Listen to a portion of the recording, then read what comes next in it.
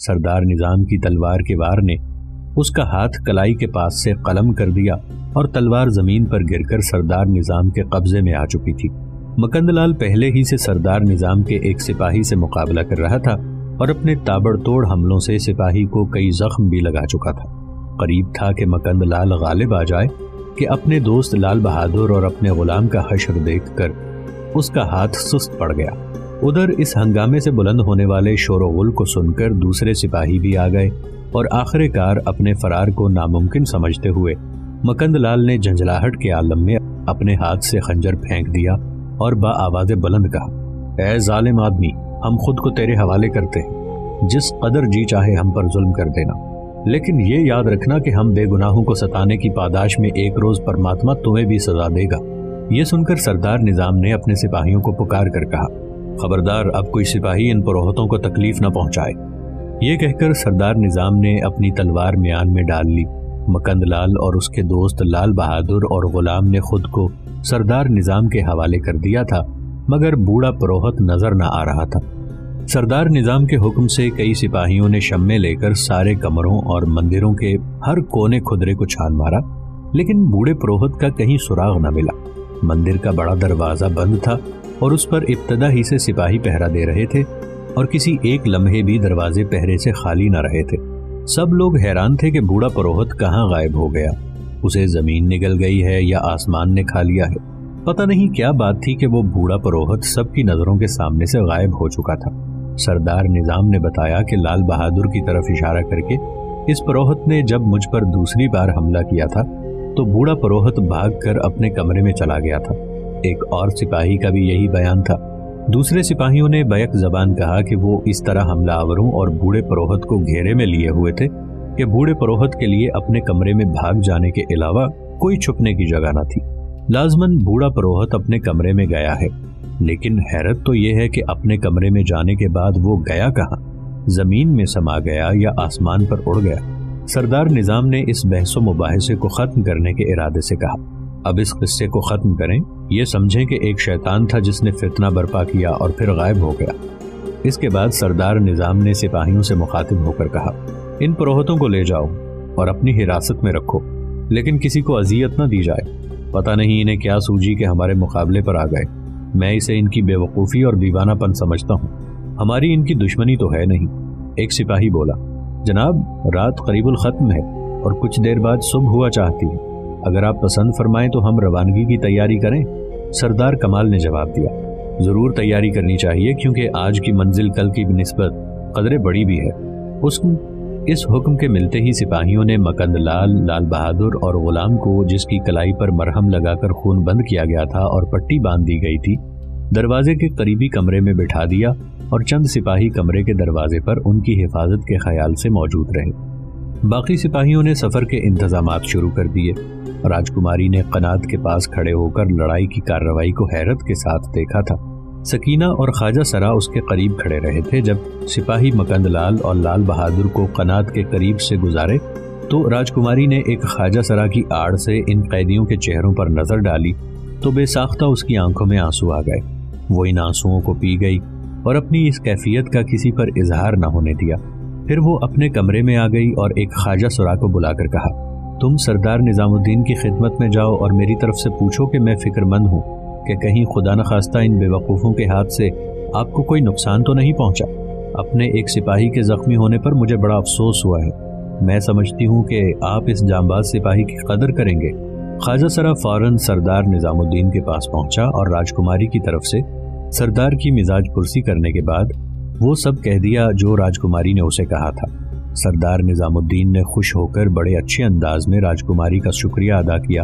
پھر خواجہ سرا سے کہا کہ اب جہاں تک جلد ہو سکے یہاں سے روانگی کا اہتمام کرو، کیونکہ بس اب نصف گھنٹے بعد سورج طلوع ہونے والا ہے۔ خواجہ سرا سردار نظام کی ہدایت کے تحت روانگی کے لیے رخصت ہو گیا تو کچھ دیر بعد ایک سوار نے سردار نظام کو مطلع کیا کہ سارا سامان سفر مکمل ہو چکا ہے۔ اس وقت چونکہ نماز فجر کا وقت ہو چکا تھا، اس لیے سردار نظام الدین اور اس کے سارے ہمراہیوں نے نماز فجر پڑھی۔ پھر قافلہ اس مندر سے دہلی کی طرف روانہ ہو گیا۔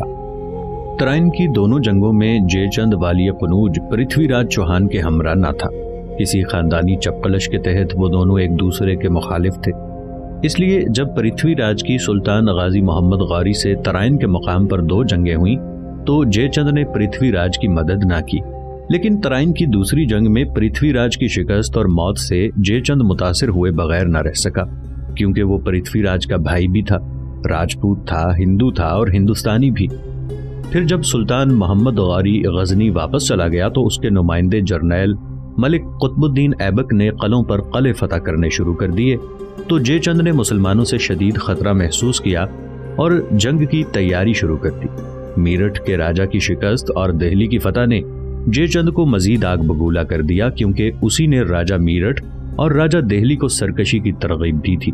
جے چند نے جنگ کی تیاری شروع کی تو ملک قطب الدین ایبک نے یہ خبر سلطان محمد غوری کو غزنی بھیج دی، اور سلطان محمد غوری نے پہلے قطب الدین ایبک سے بمقام دہلی ملنے اور پھر قنوج پر حملہ کرنے کے ارادے سے ہندوستان کا رخ کیا۔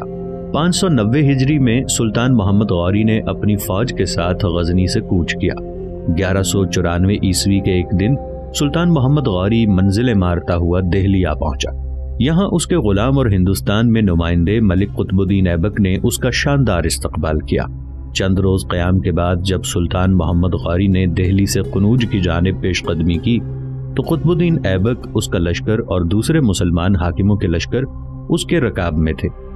موضع چندوار کے نواح میں جے چند اپنے باجگزار اور حلیف راجاؤں کی افواج کے ساتھ مقیم تھا۔ اس کے بالمقابل سلطان محمد غوری کا لشکر موجود تھا۔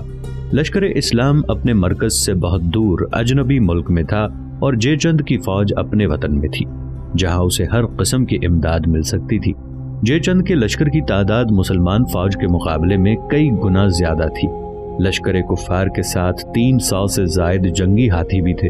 سلطان محمد غوری نے حملے سے پہلے اپنی فوج کے سامنے ایک ولولہ افروز تقریر کی اور کہا، بھائیو، یہ ملک ہی نہیں، ہر ملک ہمارا ہے، اس لیے کہ ہمارے خدا کا ہے۔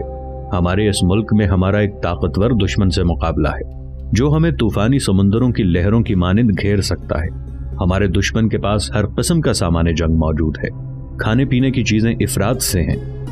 پھر دشمن لشکر کی تعداد بھی ہماری بنسبت بہت زیادہ ہے، لیکن یقین رکھو کہ فتح تمہاری ہے۔ کثیر لشکر کفار تمہاری تلواروں کی کاٹ کے سامنے ٹھہر نہیں سکے گا۔ کفار کو اپنی فوج، ساز و سامان اور ہاتھیوں پر ناز ہے، مگر ہمارا بھروسہ صرف خدا پر ہے۔ ہار جیت اسی کے ہاتھ میں ہے۔ بھائیو، خدا کے حکموں پر چلو گے اور دین کا جھنڈا اس سرزمین میں گاڑو گے تو خدا کی بارگاہ سے تمہیں بہت بڑا انعام ملے گا۔ خداوند کریم تمہیں دنیا اور آخرت میں سرخروئی بخشے گا۔ میں لشکر کفار پر حملہ کر رہا ہوں۔ جو میرا بھائی آج کے جہاد میں حصہ لے کر اس دنیا اور آخرت میں سرخروئی حاصل کرنے کا متمنی ہو، وہ میرا ساتھ دے۔ اور اپنی تقریر ختم کر کے سلطان محمد غوری نے اپنے گھوڑے کا رخ لشکر کفار کی طرف کر کے اسے ایڑ لگائی اور لشکر کفار میں گھس کر اپنی شمشیر زنی کے جوہر دکھانے لگا۔ تقریر سنتے ہی مسلمانوں کے حوصلے بھی بلند ہو گئے تھے اور وہ کفار پر حملہ کرنے کے لیے بےتاب ہو رہے تھے۔ جلد ہی دونوں لشکر مقابل میں آ گئے اور گھمسان کا رن پڑا۔ کفار اپنے لشکر کی کثرت کے سبب میدان میں جم کر مقابلہ کر رہے تھے، تو لشکر اسلام کو اللہ تعالیٰ کی طرف سے انعام میں فتح حاصل ہونے کا یقین تھا، اس لیے وہ بھی اپنی عالی حوصلگی کے باعث میدان میں جمے ہوئے تھے۔ جنگ جاری تھی کہ جے چند کی آنکھ میں تیر لگا جس نے اس کی جان لے لی اور وہ ہاتھی سے مردہ ہو کر گر پڑا۔ یہ دیکھ کر جے چند کی سپاہ کے حوصلے ٹوٹ گئے اور راجپوت میدان جنگ سے بھاگ نکلے اور فتح نے مسلمانوں کے قدم چومے۔ ہندوؤں کا وسیع پیمانے پر قتل عام ہوا۔ عورتوں اور بچوں کی تو جان بخشی ہو گئی، لیکن فوج کے سپاہیوں کی گردنیں ماری جاتی رہیں، حتیٰ کہ زمین کفار کے سپاہیوں کا بوجھ اٹھانے سے بیزار ہو گئی۔ قنوج کی تسخیر کے بعد سلطان محمد غوری کو پتا چلا کہ جے چند والی قنوج نے جنگ سے پہلے اپنے سارے خزانے انسی کے قلعے میں چھپا دیے تھے، تاکہ شکست کی صورت میں اپنے ان خزانوں سے مزید فوج بھرتی کرے اور پھر مسلمانوں کو ہندوستان سے دھکیل کر باہر نکال دے۔ سلطان محمد غوری نے اس اطلاع کے فوراً بعد انسی کے قلعے پر چڑھائی کر دی۔ انسی جلد ہی سرنگوں ہو گیا اور خزائن سلطان کے قبضے میں آ گئے۔ سلطان شہاب الدین محمد غوری چونکہ ایک راسخ العقیدہ مسلمان تھا، اس لیے مسلمان ہونے کے باعث اس کی خواہش تھی کہ جن مقامات اور ملکوں پر چڑھائی کر کے فتح حاصل کرے وہاں اسلام کی اشاعت بھی ضرور کرے۔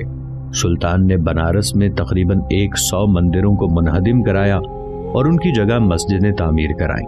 ابن اسیر نے لکھا ہے کہ سلطان محمد غوری نے جے چند والی قنوج کے جن ہاتھیوں پر قبضہ کیا تھا ان میں ایک جنگلی وحشی ہاتھی بھی تھا۔ ایک شخص نے دیکھا کہ سلطان کے سامنے تمام ہاتھی لائے گئے تو تمام نے سر اطاعت خم کر دیا، مگر ایک ہاتھی اکڑا رہا۔ سلطان محمد غوری یہاں سے غزنی واپس چلا تو 14,000 اونٹ اس کے ساتھ تھے جن پر خزانہ لدا ہوا تھا اور وہ بوجھ تلے ہانپ رہے تھے۔ ایک ہندو مورخ کے بقول جے چند والی قنوج کو شکست دینے کے بعد سلطان محمد غوری ہندوستان کے سیاسی اور مذہبی مراکز یعنی قنوج اور بنارس کا بھی فرمانروا ہو گیا تھا۔ سلطان بہت سے مال غنیمت کے ساتھ اپنے دارالخلافے غزنی کی طرف روانہ ہوا تو ملک قطب الدین ایبک کو بدستور دہلی میں ہی رہنے دیا۔ ملک قطب الدین ایبک جب ادھر مصروف پیکار تھا تو اس کا ایک سردار اختیار الدین محمد بن بختیار خلجی بہار اور بنگال کی تسخیر کا منصوبہ بنا رہا تھا۔ جلد ہی یہ خبر آئی کہ بختیار خلجی نے بہار پر قبضہ کر لیا ہے۔ اس کے کچھ عرصے بعد جب دہلی کے گلی کوچوں میں یہ مشہور ہوا کہ اختیار الدین محمد بن بختیار خلجی نے محض 18 گھڑ سواروں کے ساتھ بنگال کے 2 دارالحکومتوں میں سے ایک نادیا یا ندیا پر قبضہ کر لیا ہے تو یہ قصہ راجکماری رتن بائی کے کانوں تک بھی پہنچا اور اس نے سکینہ سے دریافت کیا کہ یہ اختیار الدین محمد بن بختیار خلجی کون ہے، لیکن سکینہ خود اس کے مفصل حالات سے ناواقف تھی۔ اسے صرف یہ معلوم تھا کہ ملک قطب الدین ایبک والی دہلی نے بختیار خلجی کو اس کی کامیابی پر مبارکباد بھی دی ہے اور اس کے لیے ایک بیش قیمت خلعت بھی بھیجی ہے۔ بختیار خلجی کے بارے میں اسے مزید یہ علم تھا کہ وہ 18 گھڑ سواروں کے ساتھ شہر ناڈیا میں داخل ہوا تھا تو اہل شہر نے یہ گمان کیا تھا کہ وہ گھوڑوں کا سوداگر ہے اور تجارت کی غرض سے آیا ہے۔ اس طرح وہ راجہ بنگال کے محل کے صدر دروازے تک پہنچ گیا تھا۔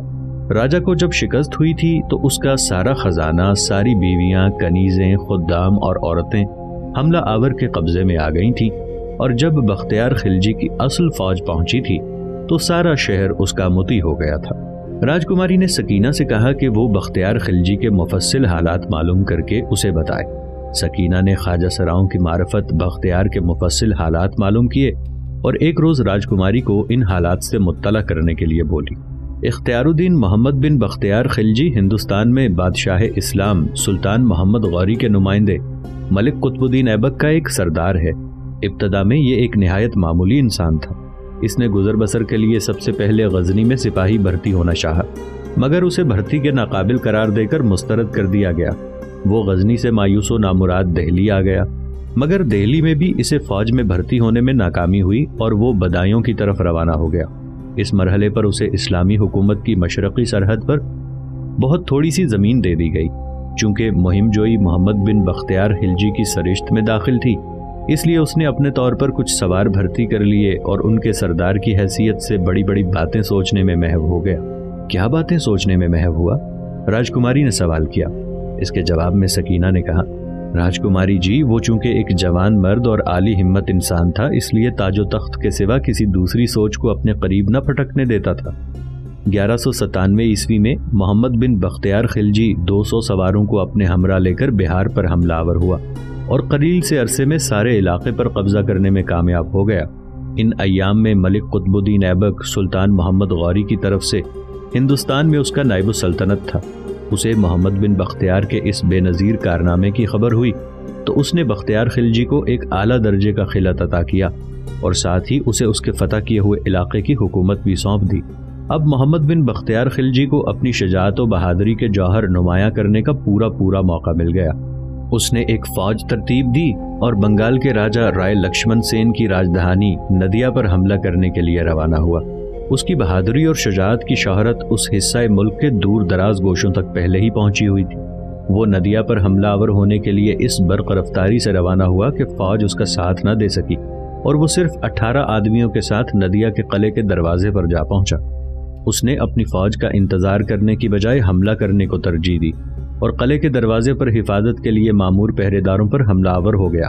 وہ سمجھتا تھا کہ اس کے ہمراہیوں کی قلیل تعداد پر کوئی غور نہ کرے گا، بلکہ سبھی یہ خیال کریں گے کہ حملہ آور کے ساتھ بڑی بھاری فوج ہے، اس لیے وہ بلا خوف و خطر قلعے پر حملہ آور ہو گیا۔ بختیار خلجی کے اس خیال کی صداقت ثابت ہو گئی۔ راجکماری نے اس کی بات کاٹ کر کہا، ابھی تم نے بتایا تھا کہ شہر کے لوگوں نے اسے گھوڑوں کا سوداگر سمجھا تھا؟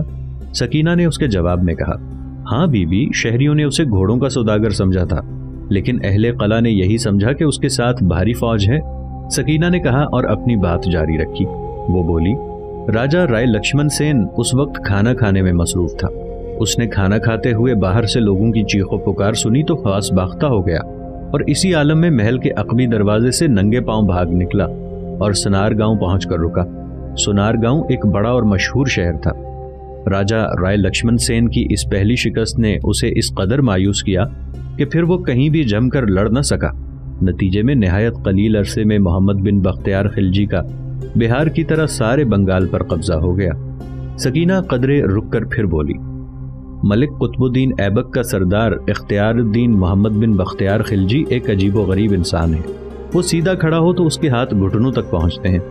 اس کے لمبے ہاتھ بہار اور بنگال کو اپنے قبضے میں لے چکے تو اس کا حوصلہ اس قدر بڑھ گیا کہ اس نے تسخیر تبت کا منصوبہ بنا لیا اور ہمالیہ کے اس پار تبت پر چڑھائی کر دی۔ اس کے ساتھ 10,000 گھڑ سوار تھے۔ وہ اس نئی مہم پر نکلا تو راجہ کامروپ والی آسام سے ایک یہ معاہدہ کر چکا تھا کہ راجہ محمد بن بختیار خلجی کو تبت کی مہم کے دوران مفید مشورے دے گا اور اس کی راہ روکنے کی کوشش نہیں کرے گا۔ اس مہم کے راستے میں ایک دریا تھا جس سے گزرنے کے لیے بختیار خلجی نے پتھروں کا ایک پل تعمیر کرایا، پھر ایک دستہ فوج اس پل کی حفاظت کے لیے متعین کیا اور دریا کو عبور کر کے تبت کی طرف روانہ ہوا۔ یہ بات کوئی شخص حتمی طور پر نہیں بتاتا کہ وہ اپنی اس مہم کے آغاز میں کس سمت سے تبت کے کس حصے کی طرف بڑھا تھا۔ 15 روز کی مسافت کے بعد اس نے خود کو ایک قلعے کے سامنے پہنچا دیا۔ یہ قلعہ ایک میدانی علاقے میں واقع تھا جہاں گنجان آبادی موجود تھی اور سارے علاقے میں عمدہ کھیتی باڑی ہوتی تھی۔ خلجی نے حملہ کیا تو قلعے والوں کے ساتھ شہر والے بھی مقابلے پر آ گئے۔ گو خلجی نے تمام دن ڈٹ کر مقابلہ کیا مگر اسے بھاری نقصان پہنچا اور آخر کار اسے پسپائی اختیار کرنی پڑی۔ وہ پسپا ہو کر لوٹا تو اس نے دیکھا کہ مقامی باشندے سڑکوں کو بری طرح برباد کر چکے تھے اور سڑکوں پر ایسی رکاوٹیں کھڑی کر چکے تھے کہ وہ آمد و رفت کے ناقابل ہو چکی تھی۔ لوگوں نے اپنی کھیتیاں تک جلا ڈالی تھی تاکہ خلجی کی فوج کو جانوروں کے لیے چارہ اور اپنے لیے ایندھن نہ دستیاب ہو۔ اس صورت احوال کے تحت خلجی کی فوج کو مجبوراً گھوڑوں کے گوشت سے پیٹ بھرنا پڑا۔ اختیار الدین محمد بن بختیار خلجی نے آتی بار راستے میں پتھروں سے جو پل بنایا تھا، واپسی کے موقع پر اس نے اس پل کے اوپر سے اپنی فوج کو گزارنے کا منصوبہ ترتیب دے رکھا تھا۔ وہ اس پل کے قریب پہنچا تو دیکھا کہ وہ پل بھی تباہ ہو چکا ہے اور فوج کو دریا پار جانے کے لیے کشتیاں میسر نہیں ہیں۔ اس موقع پر ستم ظریفی یہ ہوئی کہ آسام کے ہندو راجہ کامروپ نے اپنے اور خلجی کے مابین ہوئے معاہدے کی دھجیاں بکھیر دیں اور پسپا ہونے والی فوج پر دھاوا بول دیا۔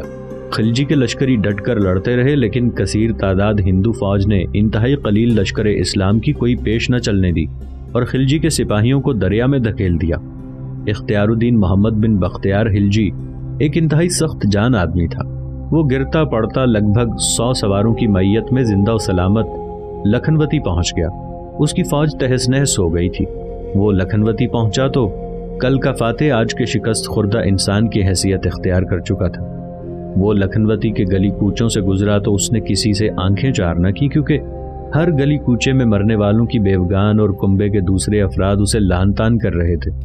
یہ کہہ کر سکینہ خاموش ہوئی تو راجکماری رتن بائی بختیار خلجی کے حالات زندگی سن کر بہت متاثر ہوئی اور بولی، کیا بختیار خلجی کا کسی شاہی خاندان سے تعلق ہے؟ وہ کس بادشاہ کا بیٹا یا پوتا ہے؟ سکینہ نے جواب دیا، جیسا کہ میں بتا چکی ہوں وہ ایک معمولی انسان ہے، اس کا کسی شاہی خاندان سے کوئی تعلق نہیں، نہ وہ کسی بادشاہ کا بیٹا یا پوتا ہے۔ بختیار خلجی تو خیر ایک معمولی انسان ہے، دین اسلام نے غلاموں تک کو تاج شاہی پہنا دیے ہیں۔ ہمارے سپہ سالار اعظم لشکر اسلام ملک قطب الدین ایبک ایک غلام ہیں جنہیں ان کے آقا سلطان محمد غوری نے ایک سوداگر سے خریدا تھا۔ یہ اسلام ہی کی برکت ہے کہ ایک مسلمان غلام ہندوستان کا سب سے بڑا حاکم بن گیا ہے اور درجنوں ہندو راجاؤں کو میدان کارزار میں شکست فاش دے کر اپنا مطیع بنا چکا ہے۔ سنا ہے قطب الدین ایک انصاف پسند حاکم ہے اور اپنی رعایا کی مشکلات کو دور کرنے کے لیے ہر لمحہ آمادہ رہتا ہے۔ راجکماری نے کہا۔